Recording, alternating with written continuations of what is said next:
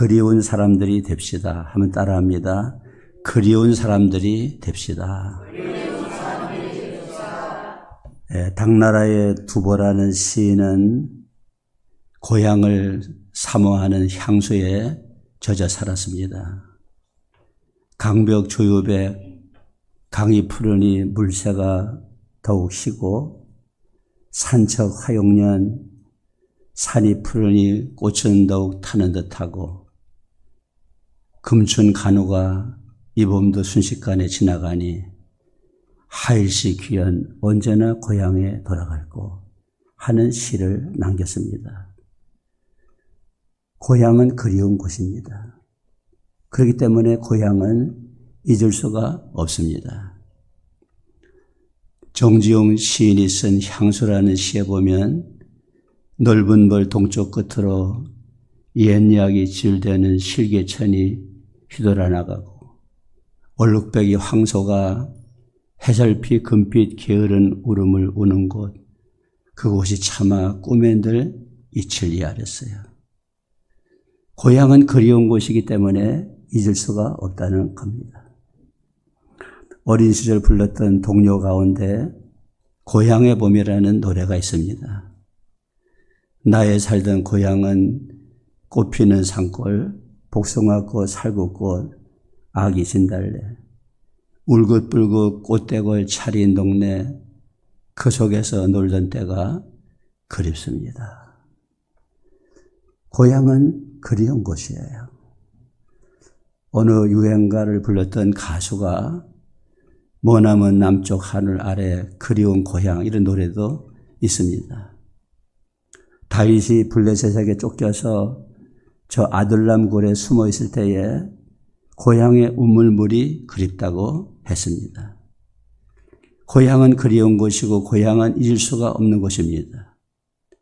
더구나 고향은 객지에 나가서 살 때에 등 뜨시고 배부르면 생각나는 곳이 아니라 외롭고 힘들 때 더 고향이 생각나게 됩니다. 어떤 집에 둘째 아들이 있었습니다. 아버지에게 재산을 나눠주세요. 아버지가 같이 살자. 떠나면 뭐하니?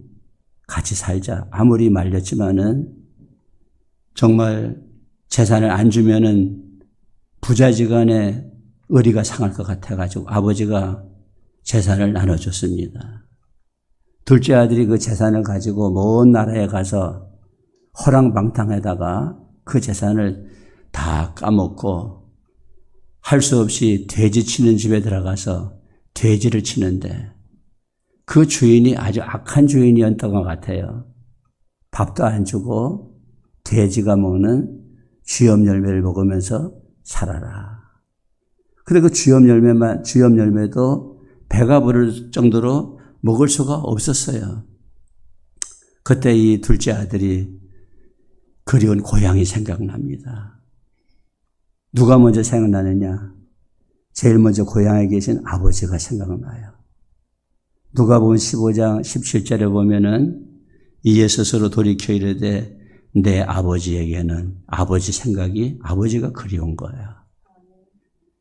유산을 달라고 할 때에 그 유산을 안 나눠주고 같이 살자고 손목을 붙잡으시면서 타이르던 그 아버지, 자기가 떠나오던 날 동구 밖에까지 나와가지고 자신의 뒷모습이 보이지 않을 때까지 하염없이 자기를 바라다보면서 눈물 짓던 그 아버지가 그리운 것입니다. 그 다음에는 양식이 생각났어요. 누가복음 15장 17절에 보니까 양식이 풍족한 그럽니다. 양식. 그렇지 않겠어요?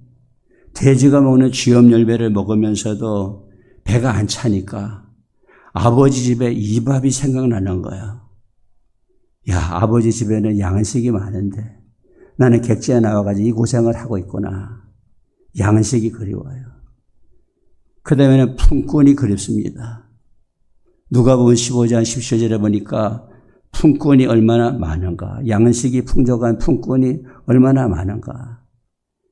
나는 아들인데도 이 객지에 나와서 못 먹고 알거지가 되어서 짐승 취급받고 있는데 우리 집에 있는 품꾼들은 얼마나 배부르게 먹을까? 얼마나 편안한 잠을 자고 있을까? 품꾼이 그리운 거야. 그런데 이상한 건요. 형님이 그립지 않아. 형님이 그리울 만도 하잖아요. 형님하고 같이 한 집에 살았으니까. 근데 어떻게 품꾼은 그리워하면서도 형님이 그립지 않을까? 형님은 생각은 났겠지만은 그립지는 않은 사람이었다.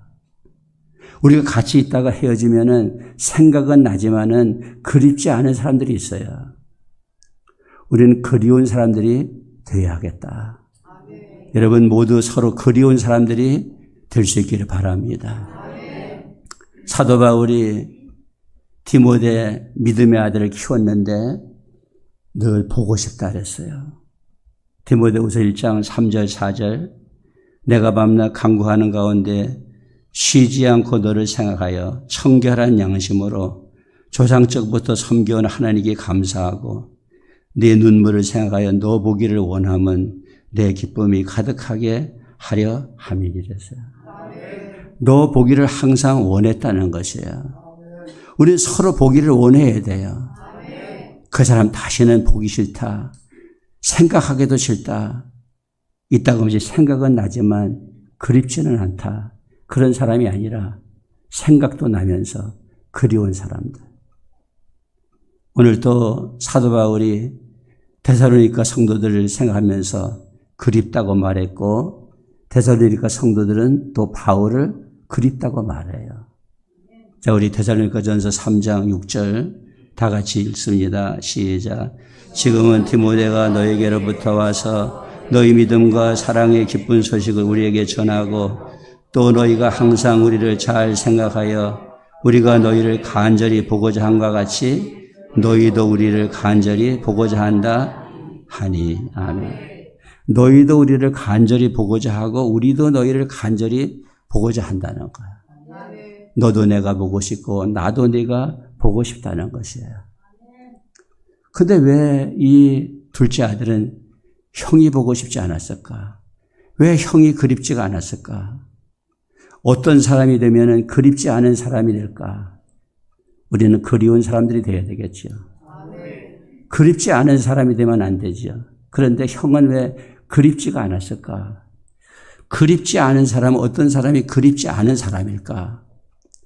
첫째는 노하기를 잘하는 사람은 그립지 않습니다.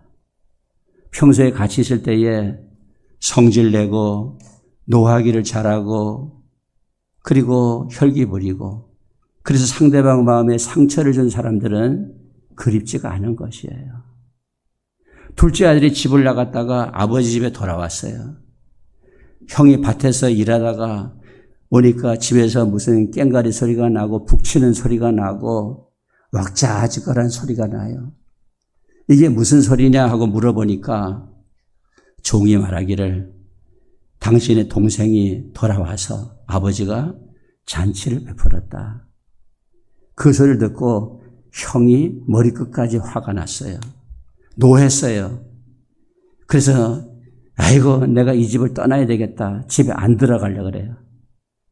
이 소식을 알고 아버지가 나와가지고 싹싹 빌면서 달래는 거야. 노를 풀어라. 노를 풀어라. 미안하다. 우리 누가복음 15장 27절 28절입니다. 대답하되 당신의 동생이 돌아왔음에 당신의 아버지가 건강한 그를 다시 맞아들이게 되므로 인하여 살찐 송아지를 잡았나이다 하니 그가 노하여 들어가고자 하지 아니하거늘 했어요. 노하는 형이었어요. 이 형은 노하기를 잘하는 형이었던 것 같아요. 성경에는 나타나 있지 않지만은 그러나 둘째 아들이 집을 나가게 된 그 동기도 형하고의 마찰이 있었지 않았냐. 이렇게 시도 때도 없이 화내고 마음에 상처 주는 이 형하고 같이 한 집에 사는 것보다는 차라리 집 나가서 내 혼자서 한번 살아보는 것이 낫겠다. 그런 생각을 했을 수도 있어요. 왜냐하면 형이 노하기를 잘하는 형이니까. 노하기를 잘하는 사람들은 상대방에게 많은 상처를 갖다 주거든요. 상처 준 사람은 자기는 알지 못하지만은 노해서 상처받은 사람은 그 상처가 아물지 아니하고 오랫동안 그 상처가 계속되고 있는 거죠. 여러분, 슬기로운 자는 노를 참는 자입니다. 잠언서 19장 11절에 보면은 노하기를 더디하는 것이 사람의 슬기요 허물을 용서하는 것이 자기의 영광이니라. 아멘. 잠언서 16장 32절에 가보면은 노하기를 더디하는 자는 용사보다 낫고 자기 마음을 다스리는 자는 성을 빼앗는 자보다 나으니라 그랬어요. 내 마음을 다스린다는 것, 자기를 이긴다는 것, 이것만큼 중요한 것이 없는 것이지요. 근데 아버지는 어떤 아버지입니까? 아버지는 자기의 상처를 주고 떠난 아들. 여러분, 눈이 시퍼렇게 살아있는 아버지에게 와가지고 유산 달라고 하는 거는 아버지를 죽은 취급하는 거예요. 유산 달라고 할 때 아버지가 그랬겠지요. 야, 내가 살아있는데 무슨 유산이야. 그러니까 아들이 아버지 곧 돌아가실 것 같아요. 아버지 돌아가시기 전에 괜히 형제지간에 싸움나게 하지 마시고 내게 돌아올 재산을 나눠주세요. 이렇게 말했을 것 같아요. 그때 아버지가 얼마나 그 말을 듣고 상처가 됐겠어요. 그 둘째 아들이 집 나갔다가 돌아올 때까지 살아계신 아버지인데 그 기간이 얼마입니까? 그렇게 정정한 아버지인데 그 아버지한테 와서 죽은 취급하면서 유산 달라고 할 때에 그 아버지가 얼마나 상처가 됐겠어요. 그래도 그 아버지는 아들이 올 때에 옛날 생각하지 아니하고 뛰어나가서 버선발로 뛰어나가서 그 아들을 맞이해 주는 거야. 누가복음 15장 20절에 가보면은 이제 일어나서 아버지께로 돌아가니라. 아직도 거리가 먼데 아버지가 그를 보고 측은히 여겨 달려가 목을 안고 입을 맞추니. 아멘. 과거에 상처 준 아들이지만은 다 잊어버리고 나가서 그 아들을 포용하고 맞아주지 않아요. 그러니까 노하는 형은 그립지 않지만은 이렇게 포용력이 있고 품어주는 아버지는 그립고 생각이 나는 것이지요. 어떤 사람이 그리운 사람입니까? 남을 포용할 수 있는 사람, 남을 안아줄 수 있는 사람, 그 사람이 그리운 사람인 거야. 존 왓슨 목사님이라고 하는 분이 계셨는데 이분은 설교 시간에 저 시골교회에서 목회할 때에 설교 시간에 메모지 한 장 딱 들고 나가요. 그래서 설교를 합니다. 사실 저는 원고에 씁니다까지 다 기록을 하거든요. 물론 제가 원고를 그렇게 보지는 않지만은 설교할 때는 그 모든 원고를 씁니다까지 다 작성을 합니다. 근데 이 왓슨 목사님은 메모지 한 장 들고 나가서 설교하시다가 갑자기 설교가 생각이 안 나는 거예요. 그러면은 설교를 못하고 가만히 서가지고 아이고 어제는 생각이 났는데 아침까지도 생각이 났는데 그러면서 생각하고 있어요. 그럼 교인들이 밑에서 그동안에 기다려주는 거예요. 얼마나 답답하겠어요. 그런데 설교가 다 끝나고 난 다음에 연세 많은 교인 한 분이 목사님에게 와서 이렇게 말해요. 목사님, 생각이 안 나실 때는요, 저희들에게 찬송 하나를 가르쳐 주세요. 그럼 우리가 찬송을 부르면서 기다리는 동안에 목사님 생각나시면은 설교를 계속 하시면 됩니다. 그렇게 얘기해 줬어요. 그래서 설교하다가 생각이 안 나면 교인들이 찬송을 부르면서 기다려주고 설교를 또 이어나가고 했어요. 먼 훗날에 그 왓슨 목사님이 다음과 같은 말을 남겼습니다. 오늘날 내가 이렇게 목회자로 설 수 있었던 것은 그때 그 시골 교인들이 보여주었던 자비심과 온정 때문이었다. 그들이야말로 진정한 신자며 기독교인이었다고 고백을 하고 있어요. 여러분, 누가 그립습니까? 포용력 있는 사람, 감싸주는 사람, 그리운 사람들이에요. 우리 모두 그리운 사람들이 되시기를 주님의 이름으로 축복합니다. 두 번째로 그립지 않은 사람 누구냐? 과거의 실수를 정죄하는 사람은 그립지 않습니다. 이 형은 동생의 과거를 정죄하고 있어요. 그래서 누가복음 15장 30절에 가보면은 아버지의 살림을 창녀들과 함께 삼켜버린 이 아들이라는 표현을 하고 있어요. 자기 동생을 창녀 취급하는 거예요. 창녀들과 함께 이 재산을 먹어버린 아들. 동생이라고도 말하지 않아요. 이 아들이다. 창녀와 함께 재산을 먹어버린 이 아들이다. 그러면서 정죄하고 있는 거죠. 지나온 날에 우리 사람이 실수가 없는 사람이 있나요? 허물이 없는 사람이 있나요? 그런데 그 허물을 자꾸 들춰내. 그 죄를 다시 들춰내. 그래가지고 자꾸 정죄하는 거예요. 네가 사람이냐? 네가 집사냐? 네가 목사냐? 네가 장로냐? 이러면서 자꾸 들춰내는 거예요. 그런 사람이 왜 그립겠어요? 허물을 덮어주는 사람이 그리운 것이지. 근데 아버지는 어떤 아버지예요? 여러분, 영어로 탕자라고 하는 말이 프라디글 선이라는 말이에요. 프라디글 선. 근데 이 형용사 프라디글이라고 하는 뜻은 뭐냐면은 무모할 정도로 씀씀이가 해프다는 거야. 누가 탕자인가요? 아버지는 탕자처럼 씀씀이가 무모해요. 아니, 둘째 아들이 돌아왔으면은 뭐 닭 한 마리 잡아가지고 집안 식구끼리 조촐하게 먹으면 되지. 뭐하러 집 나갔다 돌아온 아들 뭐 올림픽에 나가서 메달 딴 것도 아닌데 무슨 송아지, 살찐 송아지를 또 잡아가지고 동네 사람들을 초청해가지고 또 잔치를 벌이니까. 무모한 허비 아니겠어요? 무모하게 재산을 탕진하는 거 아니겠어요? 또 큰아들이 와가지고 안 들어가겠다고 하니까 아버지가 그러죠. 야, 이 재산이 다 네 거야. 이 말은 뭐예요? 이 다음에 다 너한테 물려주겠다는 거 아니겠어요? 그러니까 이렇게 형은 과거를 정죄하고 허물을 들춰내지만은 아버지는 재산 털어먹고 온 아들이라 하더라도 또 동생을 용납하지 못하고 노하는 아들이라 하더라도 재산을 탕진하는 탕자처럼 모든 것을 다 주겠다는 거예요. 그러니까 그 아버지가 그리운 것이죠. 예수님이 십자가 지고 돌아가셨을 때에 제일 먼저 무덤을 찾아간 사람이 누구냐? 막달라 마리아입니다. 막달라 마리아는 7 귀신이 들렸던 여자거든요. 그런데 그 여자 고쳐준 다음에 한 번도 너는 과거에 귀신 들렸던 여자라고 주님이 말씀하신 적이 없어요. 지난 날을 다 잊어버리시고 그 막달라 마리아를 친딸처럼 가족처럼 대해주신 분이 예수님이신 것을 믿으시기 바랍니다. 그 예수님이 돌아가시고 나니까 너무너무 그리운 것이죠. 야, 예수님이 생각난다. 나의 지난날의 모든 허물과 과거를 귀신 들렸던 과거를 다 덮어주신 이 주님 정말 그립고 생각난다. 여러분, 가족이 왜 좋습니까? 가족은 허물을 들춰내지 않아요. 가족은 다 덮어줘요.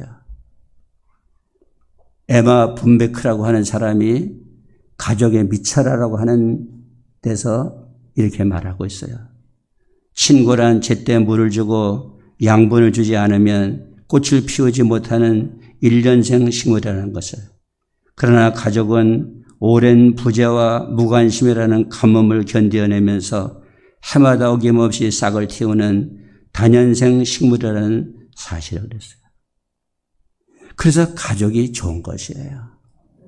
인간은 절대로 정죄하는 것으로 변하지 않아요. 너 이런 사람이지. 그런다고 해서 내가 그런 사람 되지 말아야 되겠다. 그러면서 변하는 게 아니에요. 인간은 잘 사랑으로 대해주고 포용할 때에 스스로 변하는 거야. 고생이 될 때 스스로 변하는 거야. 어려움 당할 때 스스로 변하는 거야. 그러니까 탕자가 스스로 돌이켜를 했잖아요. 누가복음 15장 17절에 가보면은 이에 스스로 돌이켜를 했어요. 스스로 돌이켜라고 하는 말은 제정신이 돌아왔다는 거야. 스스로 깨달았다는 거야. 인간은 너 깨달아. 너 잘못된 거야. 아무리 책망하고 정죄한다고 해서 바뀌어지는 것이 아니라 스스로 깨달았을 때에, 제정신이 돌아올 때에 깨달아지는 것이죠. 오늘 왜 형은 그립지 않았을까? 과거의 허물을 들춰내고 정죄하는 형이었기 때문에 그립지가 않았다. 오늘날도 그립지 않은 사람은 누가 그립지 않을까? 지난날의 허물과 과거를 들춰내려고 하는 사람, 정죄하려고 하는 사람 그립지가 않지요. 포용하고 덮어주고 관용하는 사람이 될 때에 먼 훗날에도 그리운 사람들이 되게 될 줄 믿습니다.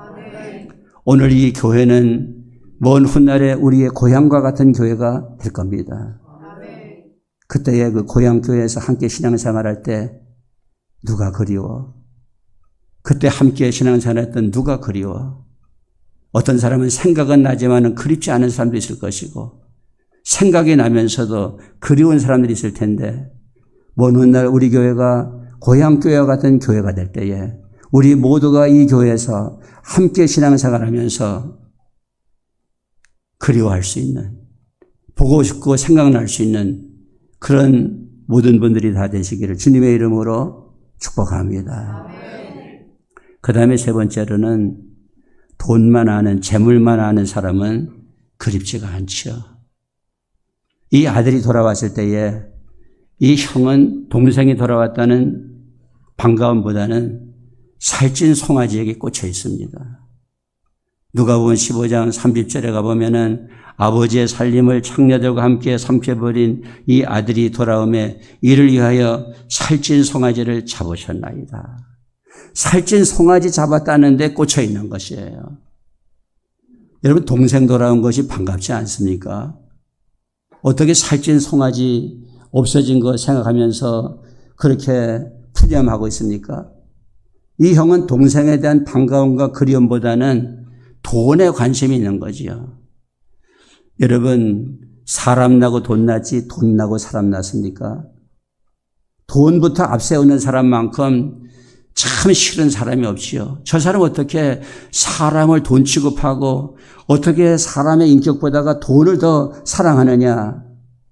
여러분, 성경에 돈 사랑한 사람들은 다 망했습니다. 가룟 유다도 망했고 아나니아 사피라도 망했고 아가니도 망했고 부자 청년도 다 망했어요. 돈을 사랑함이 일만하게 뿌리가 된다. 믿음에서 탈선하게 하고 그리고 자기를 찌른다. 디모데전서 6장 9절 10절 같이 봅니다. 시작. 부하려 하는 자들은 시험과 올무와 여러 가지 어리석고 해로운 욕심에 떨어지나니 그 사람으로 파멸과 멸망에 빠지게 하는 것이라. 돈을 사랑함이 일만하게 뿌리가 되나니 이것을 탐내는 자들은 미혹을 받아 믿음에서 떠나 많은 근심으로서 자기를 찔렀도다 그랬어요. 여러분, 돈을 먼저 사랑하는 사람은 그립지가 않지요. 저 사람은 돈밖에 몰라. 사람을 사람 대접해야 되는데 돈밖에 몰라. 여러분, 악덕 기업주가 누굽니까? 그 직원들을 경제적 자원으로 생각하는 사람들. 항상 돈이 먼저예요. 여러분, 산업재해법이라는 것이 있죠. 우리가 회사 다니다가 회사에서 어떤 사고가 나면은 재해로 인정해가지고 회사에서 배상해주고 보상해주고 그리고 또 나오면은 몇 달 동안 또 그 월급을 또 주면서 이렇게 대우를 하잖아요. 그 산업재해법을 제일 먼저 만든 분이 누구냐? 하나님이에요, 하나님. 하나님이 산업재해법을 가장 먼저 만드신 분이에요. 예를 들어서 집을 하나 짓는데 그 집에 지붕에다가 난간을 쳐라. 지붕에서 일하다가 인부가 떨어져서 죽으면은 그 건축주에게 핏값을 물리겠다. 그래가지고 산업재해법을 가장 먼저 만든 분이 하나님이신 거예요. 자, 신명기 22장 8절입니다. 내가 새 집을 지을 때에 지붕에 난간을 만들어 사람이 떨어지지 않게 하라. 그 피가 내 집에 돌아갈까 하노라 그랬잖아요. 집 짓다가 사람 떨어져 죽으면은 네가 그 집주인이 핏값을 물어야 된다는 거예요. 네 공사장에서 일하다가 인부가 잘못되면은 공사를 주관하는 주인이 물어야 되는 것이고, 회사를 경영하다가 불행한 사고가 나면은 그 재해에 대해서는 그 기업주가 담당해야 된다. 이 산업재해법 아니겠어요? 이건 뭐예요? 사람을 경제적 자원으로 생각하지 말고 하나님이 창조하신 존엄한 존재로 생각하라는 거지요. 여러분, 돈부터 생각하는 사람은 그립지가 않은 사람이에요. 인간을 먼저 생각하는, 인격을 먼저 생각하는 사람이 될 때에 그리운 사람들이 되게 될 줄 믿습니다. 마지막 네 번째는 시기 질투하는 사람은 그립지가 않지요. 오늘 이 형은 시기 질투하고 있어요. 동생이 돌아와가지고 살찐 송아지 잡으니까 이 형이, 아니 나는 이렇게 집에서 죽도록 일을 했는데도 염소 새끼 한 마리 안 잡아주더니 어떻게 형이 돌아오니까, 이 동생이 돌아오니까 살찐 송아지를 잡아주느냐. 시기 질투가 생긴 거예요. 동생한테 더 잘해준다는 거지요. 누가복음 15장 29절입니다. 시작. 아버지께 대답하여 이르되 내가 여러 해 아버지를 섬겨 명을 어기며였거늘 내게는 염소 새끼라도 주어 나와 내 벗으로 즐기게 하신 일이 없더니 이랬습니다. 나에게는 염소 새끼 한 마리도 안 잡아줬는데 어떻게 재산 탕전하고 돌아온 동생에게는 살찐 송아지를 잡았느냐. 비교를 해보니까 자기를 대하는 아버지의 태도하고 동생을 대하는 아버지 태도가 전혀 다르다는 것. 시기 질투가 난 것이지요. 잠언서 14장 30절에 보면은 시기 질투는 뼈를 썩게 만든다 그랬어요. 시기하는 사람이 뼈를 썩게 만든다. 우리 사람은 질투심이. 그래서 여러분, 사촌이 땅을 사면 어떻대요? 배가 아프다. 요즘엔 그 속담이 좀 바뀌었어요. 어떻게 바뀌었느냐? 여러분, 속담 바뀐 거 아시지요? 애들이 속담을 바꾼 거예요. 올라가지 못할 나무는 뭐예요? 그거 우리가 하는 얘기고, 애들은 올라가지 못할 나무는 사다리 놓고 올라간다. 또 사촌이 땅을 사면 배가 아프다. 우리 얘기고, 애들은 사촌이 땅을 사면 가본다. 그러니까 시기 질투하는 사람은 안 돼요. 여러분, 시기 질투하는 사람은 망하지만은 시기 질투를 당하고 사는 사람은 하나님이 복을 주시는 거예요. 여러분, 사울이 왜 다윗을 죽이려고 그랬습니까? 저 블레셋을 치고 돌아오는데 여인들이 나와가지고 노래를 부르는 거예요. 사울은 천천히고 다윗은 만만이다. 사울이 시기가 생긴 거예요. 아니, 나는 왜 천천히고 다윗은 왜 만만이냐? 그냥 들으면 되는데 그 말 한마디가 시기심이 생기게 해가지고 그때부터 사울이 다윗을 죽이려고 무진장 애를 쓰는 거예요. 근데 결과는 어떻게 됐습니까?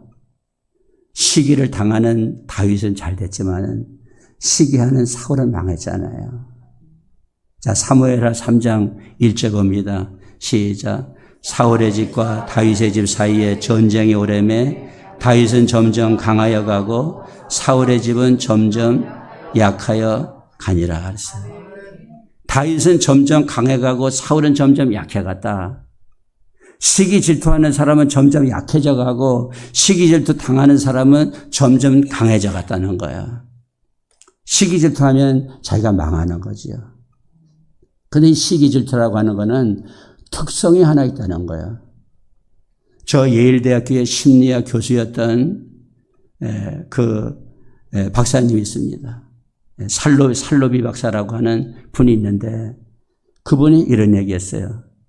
미국의 20% 범죄가 시기 질투를 통해서 일어난다는 겁니다. 미국뿐만이 아니겠죠. 우리나라도 범죄의 많은 부분을 시기 질투 생겨가지고 일어나는 거예요. 그런데 그 시기 질투에는 아주 독특한 특성이 있는데 이런 거예요. 어떤 옷가게 하는 사람이 저 시골의 농부를 시기 질투하는 일은 없어요. 또 회사원이 어떤 식료품 가게를 하는 사람을 시기 질투하는 건 없어요. 농부는 농부끼리 시기하는 거고 회사원은 회사원끼리 시기하는 거고 옷가게는 옷가게끼리 시기하는 것이지. 그러니까 우리 교인들도요. 저 다른 데 있는 교인을 시기하는 거 아니에요. 우리끼리 시기할 수 있다는 거예요.